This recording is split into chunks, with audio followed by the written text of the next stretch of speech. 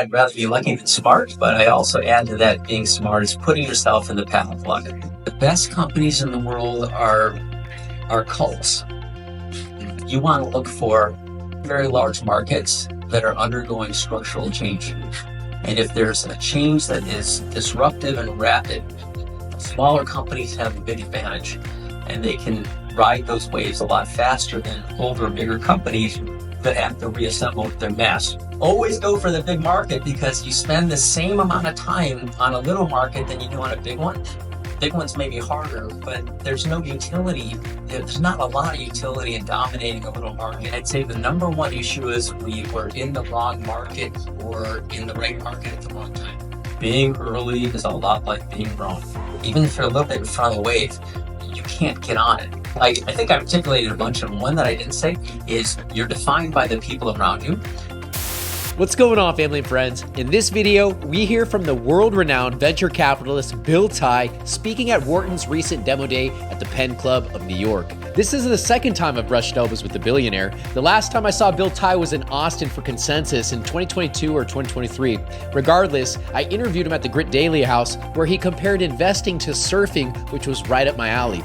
In Bill Tai's words, sometimes you're early so you're paddling way out front of the wave waiting for it to come, or sometimes you can be late and you're caught on the backside of the wave as it passes you on by.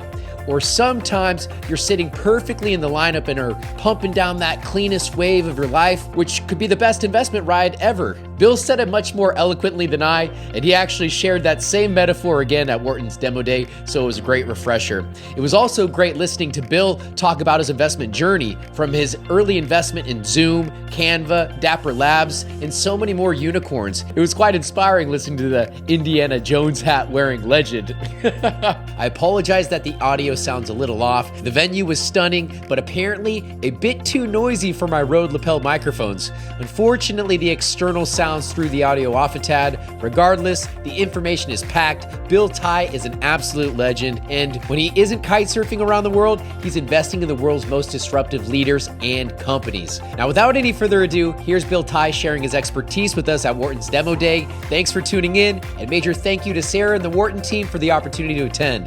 Love you mucho. Obviously, in the world of venture, people talk about unicorns at $1 billion. I've been very lucky and fortunate to have a couple get to 10 or 100 billion. Where's that clicker?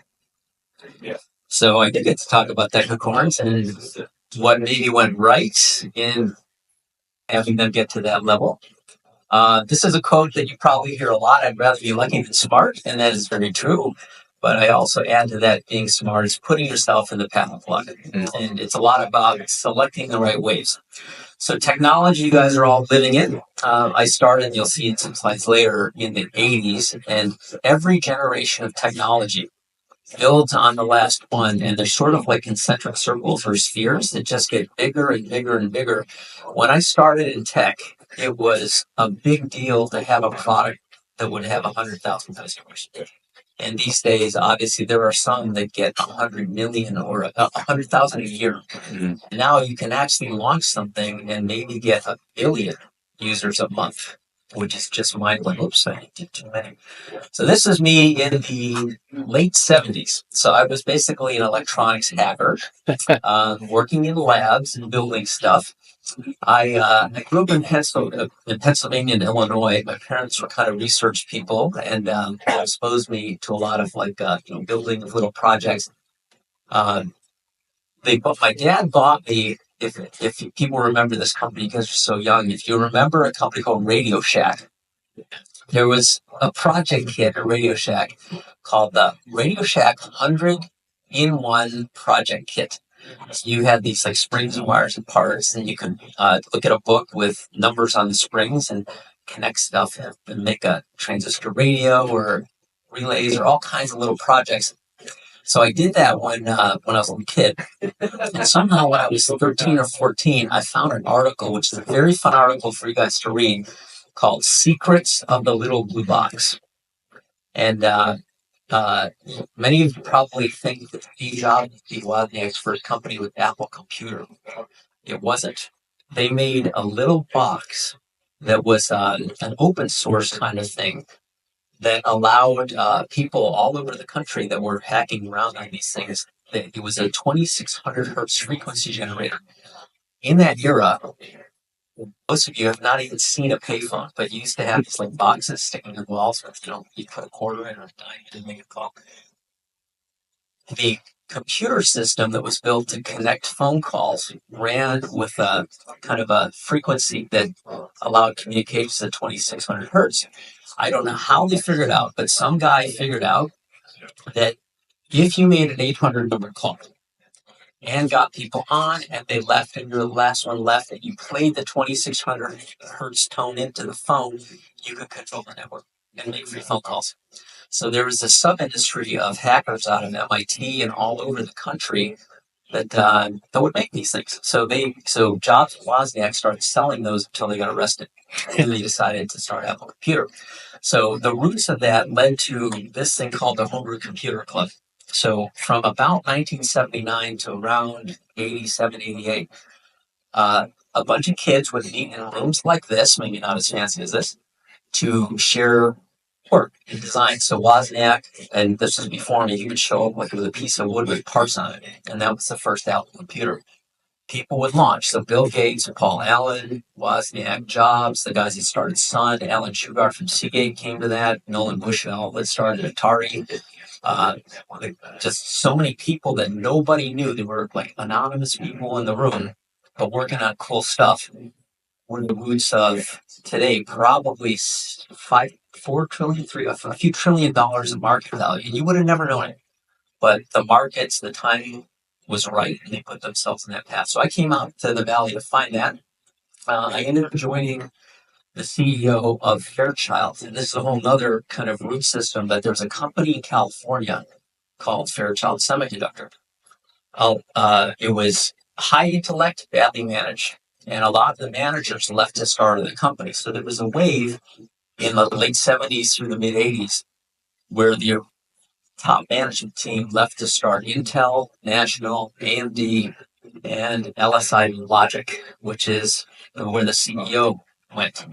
And crazy enough, but we had a talent pool there that was mind-blowing. So I was there with Jensen Wang. I was there with Benny Marty Colombato that helped start what became Broadcom with the two Henrys. The CEO of Altera, the CEO of Xilinx, they were there too. So the whole third generation of semiconductor industry kind of came out of this company, LSI Logic. And Jensen went off to start NVIDIA.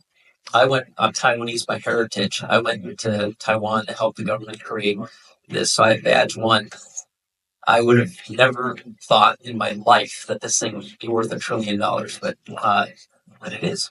So I don't know if I should be talking about decacorns, centicorns, or gigacorns, whatever it is. Anyway, so I'm also known for this. Eric Yuan is a good friend, and somehow I am the first investor in Zoom video. This is another crazy story. So luck and timing matters a lot.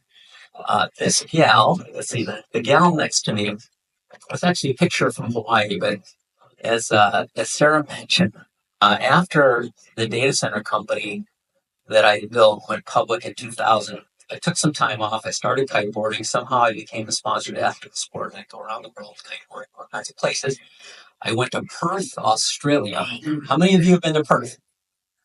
Oh, wow. There's actually something because it is really far. And anyway, it's a magical place. I tell people it's a little bit like California, but if you took the brown sand and turned it white and turned the gray water blue and raised the temperature about 10 degrees, you'd have Perth, Australia. And it's a mecca for windsurfers and kiteboarders. So I went out there to kite. On that trip, I met a 23-year-old gal who was making high school yearbooks out of her mom's living room.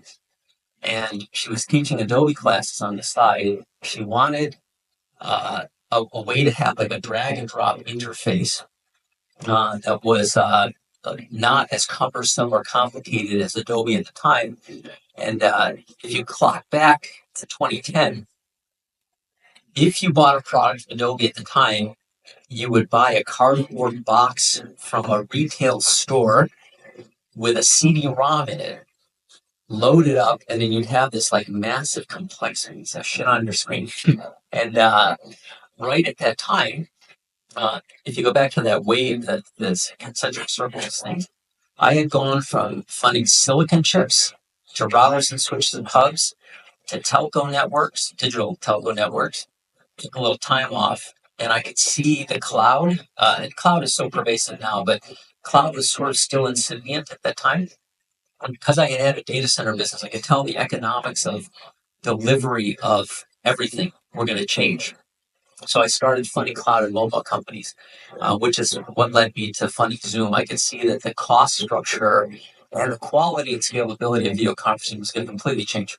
So one thing, if you guys are looking for either a place to invest, thing to invest in, or where to put yourself as the asset into a wave, you want to look for very, very large markets that are undergoing structural change. And if there's a change that is kind of disruptive and rapid, smaller companies have a big advantage, and they can ride those waves a lot faster than older, bigger companies that have to reassemble their mess. So in this particular case, given what I knew about Adobe at the time, and Adobe in that year, I remember when I finally decided to fund her, Adobe was worth about 30 billion. That wave of digital production continued to grow. So Adobe did at one point, I think, get to 200 or 300 billion.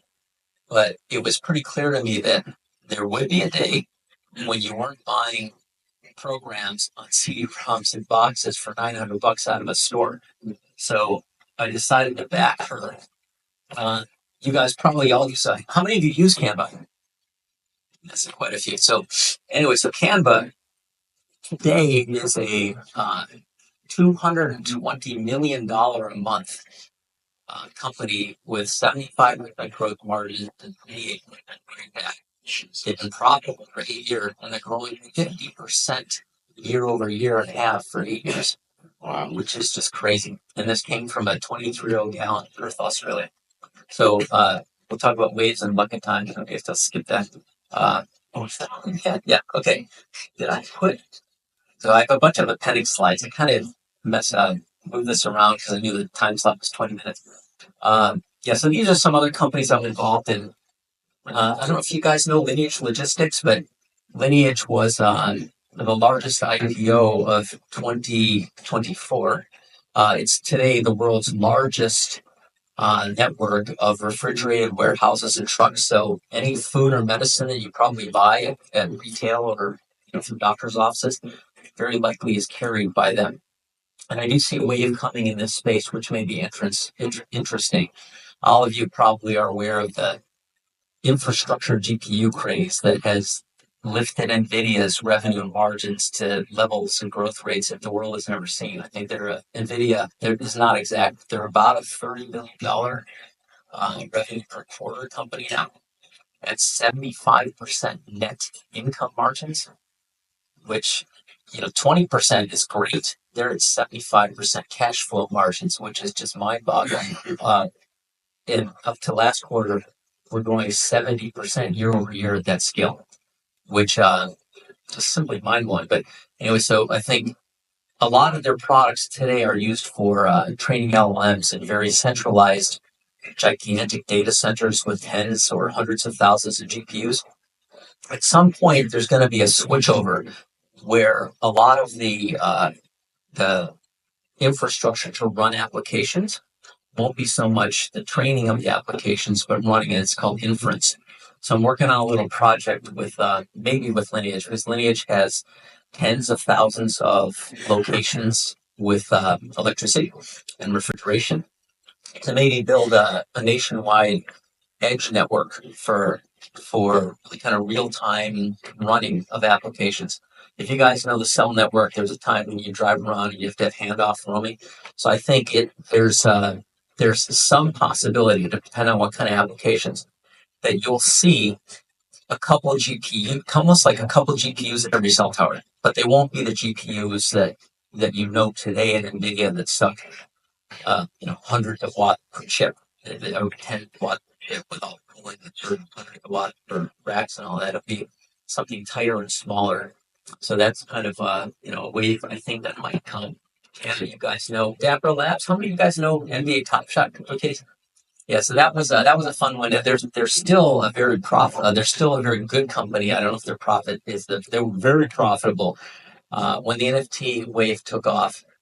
I had funded them to do crypto kitties, and then that turned into NBA Top Shot. But I remember at the peak of that of the last NFT craze, and I don't know if we'll have another one or not. But Dapper was doing $7 million a day in the trading revenue with the digital cat part, the crypto kitty, and $26 million a day in trading an NBA assets, which is mind blowing. Which is why I think at that point in time they raised at a $7.6 billion valuation. Let's see.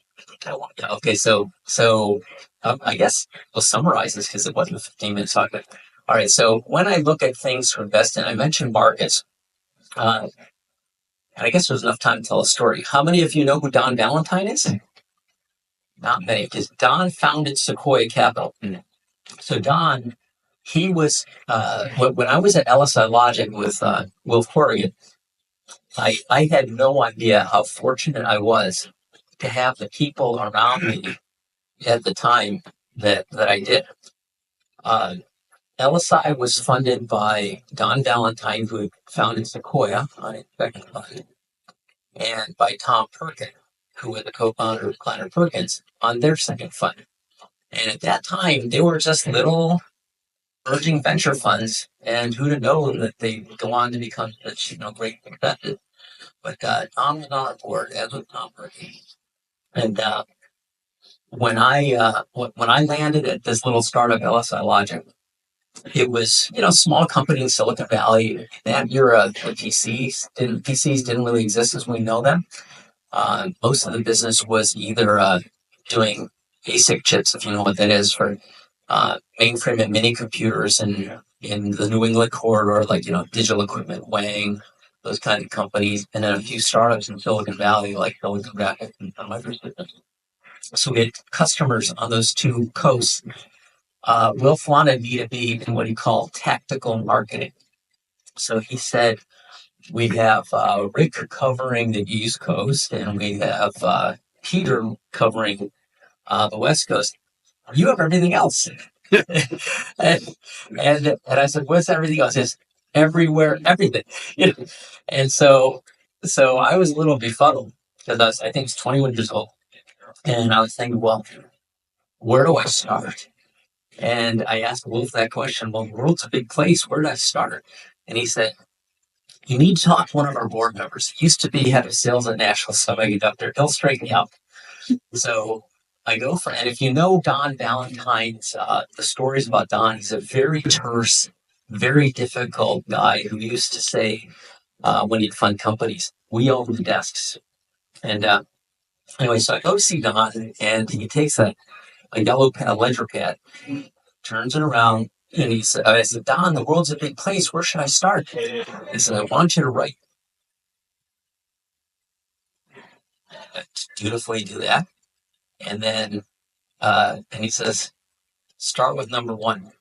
And he walks out of the room. And that was it. So the lesson was always go for the big market, because you spend the same amount of time on a little market than you do on a big one. Big ones may be harder, but there's no utility. There's not a lot of utility in dominating a little market. It just doesn't matter. So choose markets that are big, that are going through disruptive change. And then the last part is timing matters. And I use these surf analogies a lot. Some people have heard me speak before, but because of the kite surfing thing, I am in the water a lot. I'm not a very good surfer if I don't have a kite in hand, but I do surf a little bit. So if you think about a wave rolling across the ocean, whether it's water, energy in the water, or market forces, they're kind of the same. Right? So if you are going to try to ride a wave, you can only be in three places: behind, in front, or on, right? If you're behind a wave, there's no possibility ever for you to swim up the back of the wave and drop in, especially when there's other people already on it. So that timing's out of question.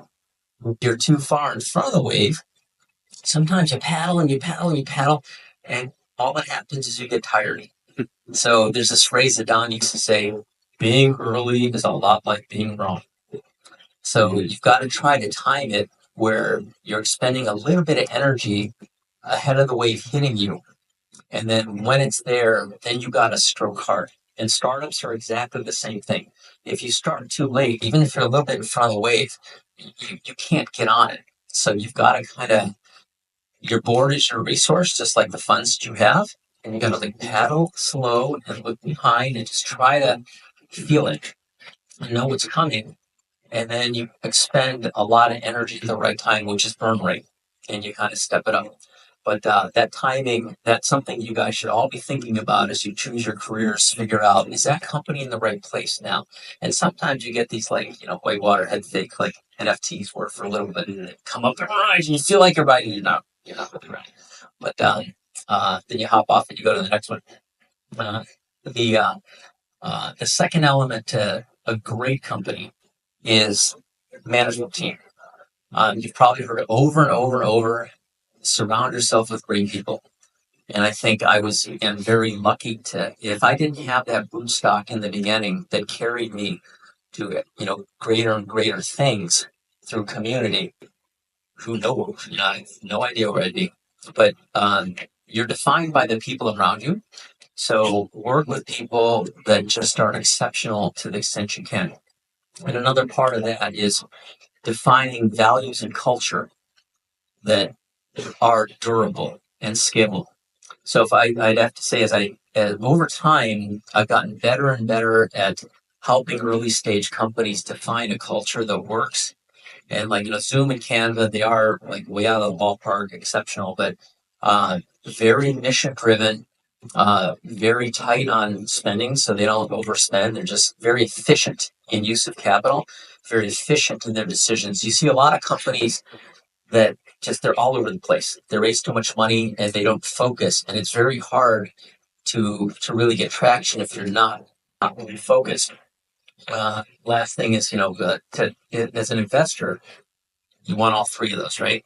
Great market, well timed, disruptive change, a rider that can ride it well. It's a nucleus of a team that you can build a great value, culture and values around. And then capitalization is a tricky one because those ebb and flow with changes in the market. But it's easy to fool yourself, and in bubbly markets, raise too much at high prices, and then you're stuck. So if you don't deliver value beyond what people paid, you end up having difficulty financing and down rounds, and you kind of lose all your momentum. And I think in America, particularly, we're in a world where it's all momentum driven. And if you're in a startup that's going or seems like it's going for a bit and you stall, there's 5 other ones that are ramping somewhere, and your best people are going to get poached. So it's always best to kind of be smooth and steady. Don't put yourself in a bind by overpricing, and just I think half of life is setting low expectations, and the other half is beating those low expectations. And if you do that serially every day for many years, you're going to come out okay.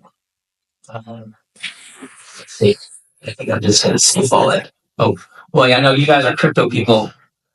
This is just fun to see. This is a Stanford Bitcoin meetup group in 2013.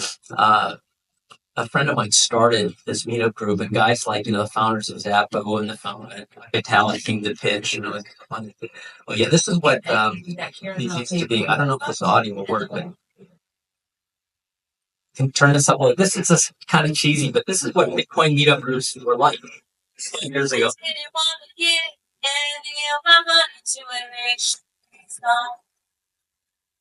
I wanted to breathe.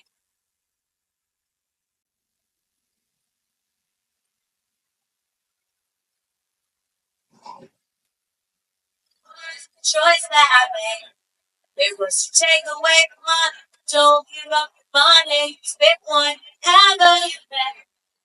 You spit one, have a back. It's a little wacky, but anyway, community matters, and like the Homebrew Computer Club, the roots of the Bitcoin ecosystem are very homey like that. It's like mind blowing to see what came out of the Homebrew Computer Club and also what's happening now in crypto. And I'm going to end that right now because I'm on kind of behind time, but I have time to take a few questions. Question, comment?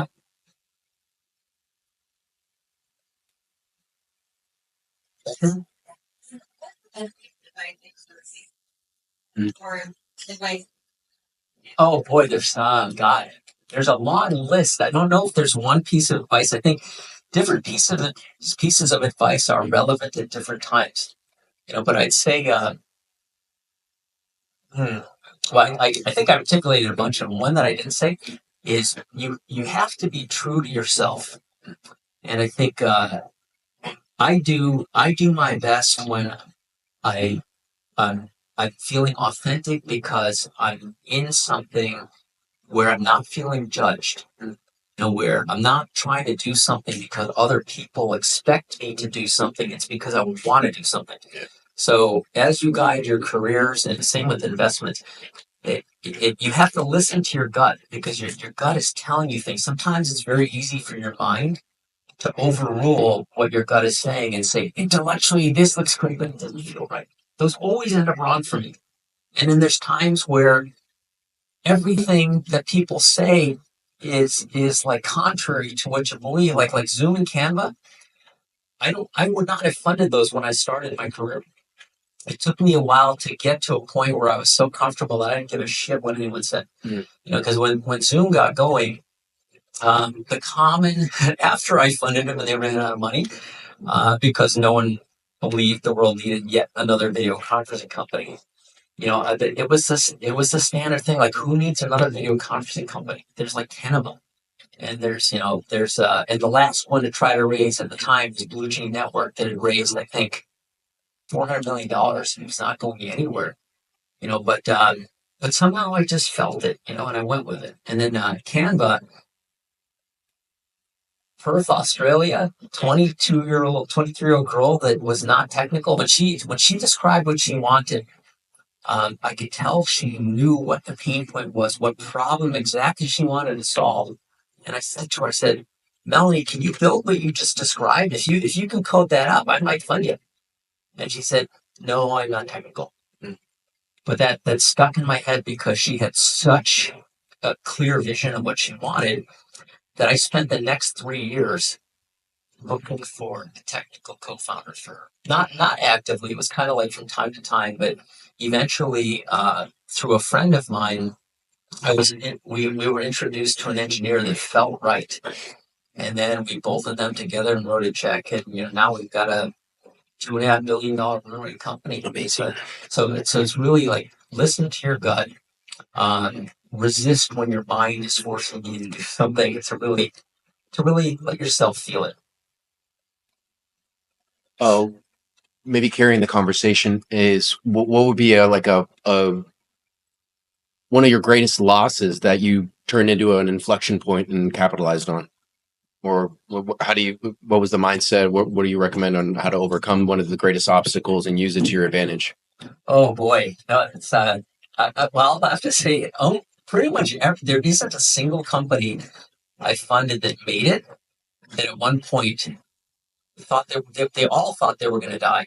At one point, yeah, like startups are just like that, and you have to just stay with it, And the one that pops into my head, so around 2008, 9, 10, along with the cloud mobile thing, I had this instinct that there was gonna be a big, big, big wave in what's called big data. And there's many elements to big data, but a little background on that. It used to be that databases and computers were kind of vertically serially linked. You could have big machines running Oracle. When the internet hit, the structure of computation changed, where it went from like single machines with big instances to data centers with lots of blade servers, and the applications would get spread out and kind of decentralized to some extent. And Yahoo had built Yahoo to start had to build their own data center. So did Google. So Yahoo came out with something called Hadoop, and Google has GFS. And there's a couple other kinds of things like that too. But around 2008, 9, 10, a lot of the companies I was working with were switching over to use Hadoop because it was open source. And all the big majors, Facebook, LinkedIn, companies like that were switching from older compute style to this. And I thought, you know what? If these seven are doing it, there's going to be thousands and thousands of companies that do that. So that's what Snowflake does today. So we started, so I started looking for people in that space. And crazy story, there were this company, IP Fusion, she mentioned. I started that incredibly out in Japan. And the founder of that company was the CTO of Japan Network Operator Group. Started this company. It was successful. It got bought. One of my investors called me up one day and said, "Hey, Bill, I met this kid. He reminds me of your CTO from IP Fusion, but he works on this thing called Hadoop. I don't know what it is. Can you tell me if it's important?" I was like, "Who is this guy?" And then he says, "Well, he started, I guess, what's become the world's largest Hadoop user group." I said, "Oh, fly over." So these two kids show up in my office. One of them, they hardly spoke English. And I asked this kid, "Can you go to the whiteboard and draw me how you would build a Hadoop cluster?" He was up there and he had a presentation. And in 15 minutes, I knew. And I said, "I'm in. I'll start a company around you guys." He didn't understand what I said because he didn't speak English. And so he presented for an hour. He kept going. And when he walked out of the room, he talked to the other guy and said, "How did that go?" And the other guy said, "Oh, you didn't hear? He's funding us. He's building a company." And that became Trusted Data. Okay, so we were building Hadoop in the cloud, basically. So economies of scale, like one big thing that could be shared, so cost structure would be lower. We were rocking it. And Amazon invited us to Amazon reInvent and put us on stage as a premier example of the things you could do with Amazon. And here we are, we're doing this stuff, get off stage. They come up, Amazon comes up with a clone product at 40% lower prices. And we had signed a Series B term sheet before, but not got funded yet. And all of a sudden, and we were built on top of Amazon. So we're like, oh my God, we're in the market, built on somebody else. They have a same product at 40% lower prices. We're dead. And so we canceled the funding. And then we crawled up the stack to go towards applications instead of the infrastructure, and that worked. We're not as big as Snowflake. We sold too early, but that was kind of the diamond grab that worked. And that's one example. Back there. What's your favorite? Oh boy. I don't know if I have a single favorite because when you're in the moment, every wave, it's like surfing, right? Well, I guess probably people have a favorite ride that they're on, but every ride that works is a great ride. So I can't say that I have a favorite one, and it's always the one coming, right? So when I know they're about to really hit, then I look forward, not back. So I think right now the favorite wave is probably Canva. Canva launched, Canva was very, very early to launch an AI product. So they launched Canva GPT. They were building Canva GPT before ChatGPT hit. The month of February, we had 996 million uses of Canva GPT. It's the number 2 AI application in the world behind ChatGPT. Nobody knows it. Because design is one of those things where Canva has 200 million designs completed a month, or maybe 300 now, but all that data is in it's Canvas. It's customer data, customers, but they've given the rights to use it. And design is something pretty simple and straightforward. So with all that knowledge embedded, AI is one of these things where I saw when you try to explain what is AI, there's a cartoon picture that I saw that nails it. Imagine a boulder of just a little stick figure guy trying to push a giant boulder, and a giant stick figure guy pushing it forward, right? So when you're one person trying to accomplish something in an environment like Canva where you had 200 million inputs a month for years, so billions of pieces of data, and it's aggregated into that one thing. And all you got to do is a text prompt. You're taking all of that cumulative knowledge of billions of people's work to do what you want. So in Canva now, you can literally go to Canva and say, I want a menu for a French restaurant with 12 appetizers and 12 entrees and 3 desserts. There it is. And you just swap out the picture, change the font, so they can compress what people might work on for a week into like 10 minutes. So it's an incredible productivity tool. So I think this AI wave is transformative in many ways, and we're just scratching the surface now. And Canva managed to get on it because they were very threatened by this AI wave initially, but they keep hopping on to the next one too. There. Just curious if you see any more parallels between becoming a successful athlete and a successful entrepreneur. 1,000%. The training, the discipline. Yeah, I love, obviously to be a good athlete in anything, you might have to have some physical, born with like a little bit of skill, but the people that really, really perform tend to be very disciplined, rigorous about what they do, and there's something about their mental state where they don't give up. So I love working with people and like that kiteboarding trip that Melanie was on. And Michael Ovid over there, he knows about this, but I have this crazy community of kiteboarders. And we basically, in January, we snow kite St. Moritz. In February, we're on an island in the Philippines. May, we're on Maui. June, we're in Paros, Greece. July, we're going to be in Morocco. September is Bali. December is Perth, Australia. wow. And there's not the same people all the time, but different people from around the world will pop onto these things, and we cook up companies. Canva was launched on a kiteboarding. Zoom's product was launched on a kiteboarding trip. Ring, the guy that started Ring is a kiteboarder. There's like all these Fox or Tango. There's so many companies that came out of our group of kind of fertilizer where people share ideas, and they're all kind of wired the same. Yes, definitely. Go ahead. Can you talk about an investment that you made that failed and what you think? Yeah. Okay. So I've been doing this for 35 years. I probably fund like 3-4 companies a year. So 100, 120, 150. I've had 23 go public, maybe 20 get acquired. So my hit rate's pretty good.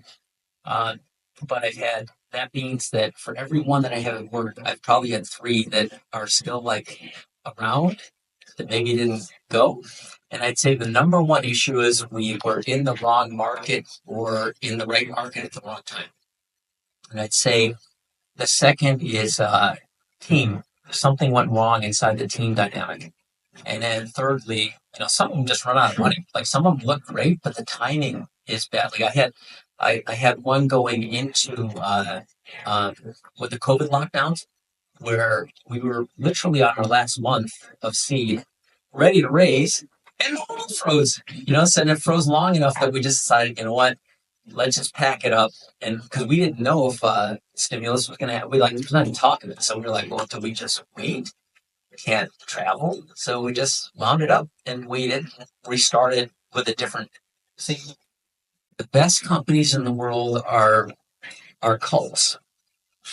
And some have the right characteristics that will survive and perform and are efficient. And so I'm drawn to building the right culture because great teams of people in benign environments will do fine. And if the wind is blowing, they'll really go. So, what would you think the next disruptive market? Well, we're in it. It's the AI thing is as big as the structural change of the internet. We're going from so the internet and companies like Google, kind of organize the world's information. Now we're in a world which is the next abstraction of which is not active information, but active knowledge. So it's I don't know how to compare those two, but one is like the amalgamation of the other, and it's higher value. So it's how do you how do you aggregate the data to create the knowledge base, access the knowledge base, express the knowledge base. I think there's a wave of things coming at the application layer, and then depending on what the application is, the infrastructure is going to change too. And the infrastructure usually gets built out beforehand, like you see at NVIDIA now with the massive revenue, because the infrastructure got to do first. So I'm looking at both the applications layer and the edge layer of the infrastructure. Where do we sign up to Kiteboard? Yeah. Now the website is a piece of crap, honestly. We've never had to market. Okay, then maybe I'll tell. This is the last thing, but I'll tell a story of how this happened, which is just another random set of points that turn into something. But I was a windsurfer in the 80s and 90s, and to blow off steam, I made like I tell my that I had at the time, I don't anymore. I would say block some time on the calendar that I'm in meetings, and I would like sneak out of the office and I'd go windsurf on the bay, and then and I hit it all the time. And then after this company that I founded in public through Golden Morgan, I retired for a bit. I was out on the water. I started kiteboarding, and then I started to not care. So get back to your thing, when your gut is so free that it's pure, it helps you. Okay, so I'm kiting, but Web 2.0 happens.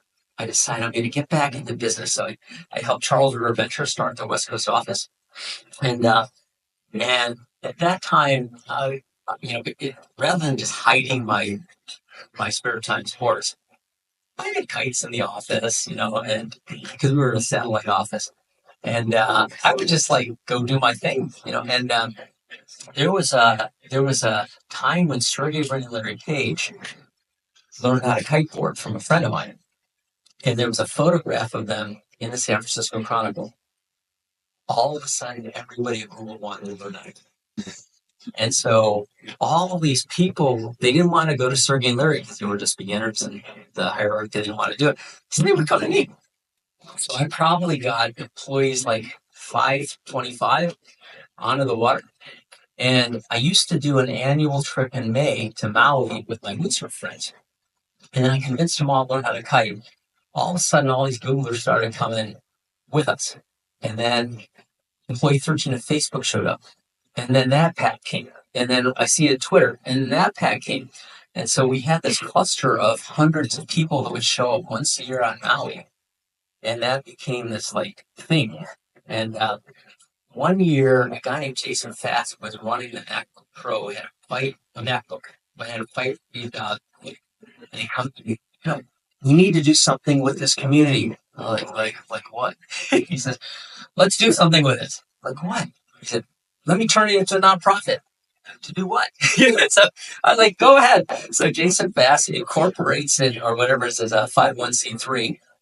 And we had a mission, we created a mission to help environmental conservation and economic empowerment through entrepreneurship, because we had a lot of well-resourced people there, and we would do cleanups and things like that. So that became now what's called ACTI Global. The acronym ACTI stands for Athletes, Conservationists, Technologists, Artists, Innovators. And we have all of those kinds of people that show up in this thing. So it's actai.global. There's not very much on the website, but there are I think there might be a couple events that are coming up that are listed. Cool. I think the next one is Maui, May 22 to 25. And there is a place I think you can send an email in to say, send me information. And there is a mailing list. It's not sporadic, not that well maintained. We have no employees. So it just kind of runs. But Cool. But it is the root of a lot of community and a lot of cool stuff. Awesome. Thanks for sharing. Yeah. So I'll end it there. Thank you.